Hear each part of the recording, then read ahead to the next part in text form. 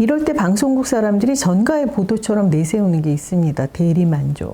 눈으로 보고 대리만족이나 하라는 거죠. 먹는 거, 뭐 여행 가는 거, 아이 키우는 거, 이런 결혼식 장면까지. 선생님, 어제 뭐 보셨어요? TVN 여행 예능 아주 사적인 동남아, 장항준 감독과 배우 이성균 씨, 그리고 재벌집 식구들이죠. 김도연 씨, 김남희 씨, 네 사람이 캄보디아로 떠났습니다. 떠나기에 앞서서 사전 미팅 때 김남희 씨가 이런 질문을 해요. 우리가 여행에 가서 뭘 어떻게 해야 하는지. 장항준 감독이 이렇게 답합니다. 시청자는 안중에도 두지 마. 오로지 너의 행복, 오로지 남희의 행복, 도연이의 행복, 성균이의 행복, 항준이의 행복, 이렇게 해야 돼. 그 말인즉 시청자가 어떻게 볼지 그런 건 신경 쓰지 말자. 그저 네가 행복하면 되는 거야. 이런 얘기입니다. 이 말을 듣고 아니 방송으로 먹고 사는 사람들이 시청자가 안중에도 없다고? 그거 괘씸하네 하고 발끈하는 분이 계실까요? 우리 다 알잖아요. 시청자를 무시해도 된다는 얘기가 아니라 괜히 뭐 하려고 애쓰지 말고 그냥 진심을 다하다 보면 자연스럽게 너의 행복한 에너지가 시청자에게도 전해지게 돼 있다. 이런 조언일 거예요. 그게 바로 공감이죠. 그런데 지난 주말 TV 앞에서 혀를 끌끌 찼어요. 어쩜 저렇게 눈치가 없을까? 어쩜 저리도 시청자가 안중에 없을까? KBS 사장님 귀는 당나귀 귀에 이벤트 업체 대표 비키정 씨가 새로운 보스로 등장했는데요. 서인영 씨의 결혼식 이벤트를 준비하는 과정을 2주에 걸쳐서 보여줬습니다. 거두절미하고 꽃값만 1억 원이라고 합니다. 어떤 규모인지 짐작이 가시죠? 서인영 씨가 영화 트와일라잇에 나온 화제의 결혼식 장면을 그대로 재현해 주길 원하더라고요. 부케는 은방울꽃을 원했고요. 트와일라이트 컨셉이며 은방울꽃 부케.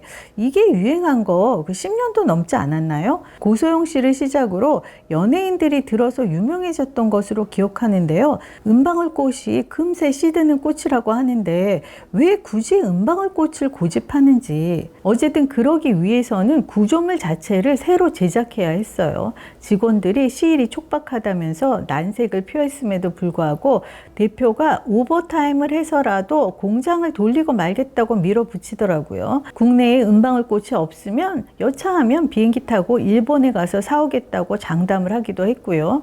그래 놓고 은방울꽃 구하겠다고 사방팔방 전화를 걸어서 비행기를 띄우니 마느니 아주 난리 북새통이었어요. 그런데 의아한 것이 보통 예식에 관한 모든 것들이 몇 달 전에 미리 다 결정되지 않나요? 불과 열흘을 남겨두고 이런 규모의 이벤트를 의뢰한다는 것이 일단 상식적이지가 않았습니다. 무리한 일정으로 인해서 늘어지는 등나무꽃 조화 장식, 이걸 밤새 직원들이 손보고 있었어요. 대표야 방송에 나오면 인지도가 올라서 좋겠죠. 그러나 날밤 새운 직원들은 무슨 생고생이래요. 대표가 이런 말을 해요. 우리가 하는 일은 감동을 주는 일인 것 같다고. 감동을 주기 위해서는 우리의 희생이 꼭 필요한 것 같다고. 그런데 그 희생을 왜 직원들이 감수하느냐고요. 대표 본인은 밤샘 현장에 없었습니다. 마지막 장면에서 이 모든 게 저이기 때문에 가능하지 않았나? 라고 하던데 직원들을 가차없이 독려해가며 얻어낸 성과, 그게 그렇게 자랑스럽나요? 아무리 방송용 설정이라 할지라도 누군가가 잠을 제대로 못 자고 먹지도 못하면서 밤샘 작업을 해서 완성한 꽃장식, 그게 그리도 기쁘던가요, 서인영 씨? 애초에 이제는 신상 덧없다고 클래식한 것이 좋다고 하더니 이번 꽃장식을 보고는 빈티지에서 좋다고 하더라고요. 비키정 대표에게 연신 고맙다 하던데요. 스튜디오에 나온 김에 직원들에게도 고맙다는 인사를 할 생각은 못했나요? 고생했으리라 짐작은 했지만 이 정도일 줄은 몰랐다. 급히 의뢰한 내 탓이 크다. 이렇게 사과를 하면 좀 좋아요. 계약은 대표랑 했고 돈은 다 지불했고 더구나 방송을 끼고 한 일인데 내가 왜 미안해? 미안하든 고맙든 그건 그 사람들끼리 알아서 할 일이지. 이렇게 생각할 수도 있겠네요. 사장 임기는 당나귀기 이 프로그램이 본래 갑질하는 대표 보스를 직원들이 의리 고발을 하는 컨셉이라서 나오는 족족 하나같이 상식 밖의 진상짓들을 일삼아 왔습니다.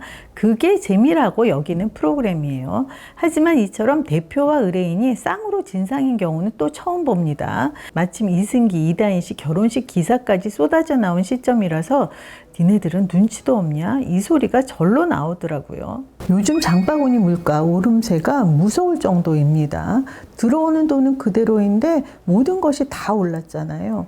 저희 가족은 이제 나이가 있는 편이니까 뭘 많이 안 사요. 그래서 살까 말까 가격표 보고 들었다 놨다 망설이는 정도인데 먹성 좋은 아이들 키우는 분들은 큰 걱정이겠어요. 학원비도 다 올랐던데요. 대출 이자는 뭐 말할 것도 없고요. 택시 요금까지 올라서 어르신들도 큰 병원 갈 때 택시 이용을 잘 못 하시더라고요.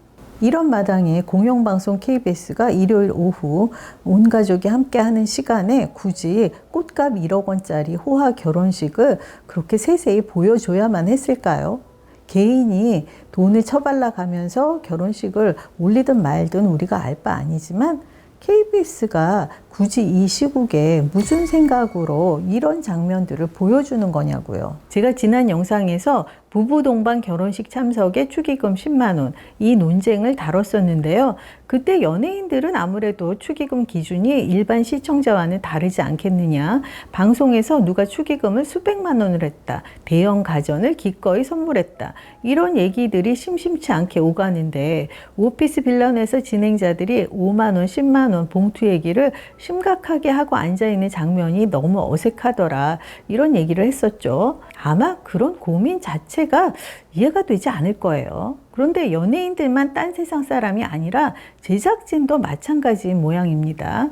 등나무 조와 축축 늘어진 결혼식 장면에 시청자가 혹할 줄 알았나요? 이럴 때 방송국 사람들이 전가의 보도처럼 내세우는 게 있습니다. 대리만족. 눈으로 보고 대리만족이나 하라는 겁니다. 먹는 것도 여행도 아이 키우는 것도 이런 결혼식도 그냥 눈호강으로 여기라는 거예요. 사장 임기는 당나귀기가 끝나고 나면 1박 2일이 방송되는데요. 그 다음에는 새 주말극 진짜가 나타났다가 방송됩니다. 돈이 전부인 개념상실 캐릭터들이 하나 가득인 드라마예요. 보다 보면 고개를 절레절레 젓게 되더라고요. 그리고 그 다음에는 가족 여행 예능 걸어서 환장 속으로가 방송됩니다. 이건 그 출연자들을 먹잇감으로 던지는 프로그램이잖아요. 여기 나와서 욕 안 먹은 가족이 드물거든요. 어째 일요일 저녁 그 좋은 시간에 훈훈한 내용이라고는 찾아볼 수가 없는 건지 이건 방송사 자체의 문제가 아닐까요? 걸어서 환장 속으로가 끝나면 박재범의 드라이브가 방송됩니다. 모처럼 눈과 귀가 정화되는 시간인데요. 10시 55분, 11시가 다 되어서 시작을 하는 거예요. 꾸벅꾸벅 졸기 시작할 시간에 음악을 들려주니 잠들기 딱 좋지 뭐예요. 시청자들이 사사건건 시어머니 노릇을 하는 통에 예능 프로그램들이 마음껏 나래를 피지 못한다고, 그러니 지적질들 그만하라고, 예능을 예능으로만 보면 안 되느냐고 한 소리 하는 분들이 계세요. 제가 텔레비평에서 아무쪼록 제작진들이며 진행자들이 시대 정서를 아우르길 바란다는 말을 자주 하는데요. TV는 대중문화잖아요. 대중의 삶과 떼어놓기 어려운 매체입니다. 우리네 삶이 고스란히 녹아드는 예능 프로그램은 특히나 그렇죠. 시청자의 눈치를 봐가면서 몸을 사리라는 요구가 아니고요. 지금 현 시점 사회 분위기가 어떤지, 무엇 때문에 사람들이 힘겨워하고 있는지 이 정도는 놓치지 말아야 하지 않느냐, 이런 얘기예요. 아주 사적인 동남아에서 시청자 안중에 둘 거 없다 이렇게 조언했던 장항준 감독도 그 결혼식 장면에서는 눈치 없네 혀를 차지 않았을까요?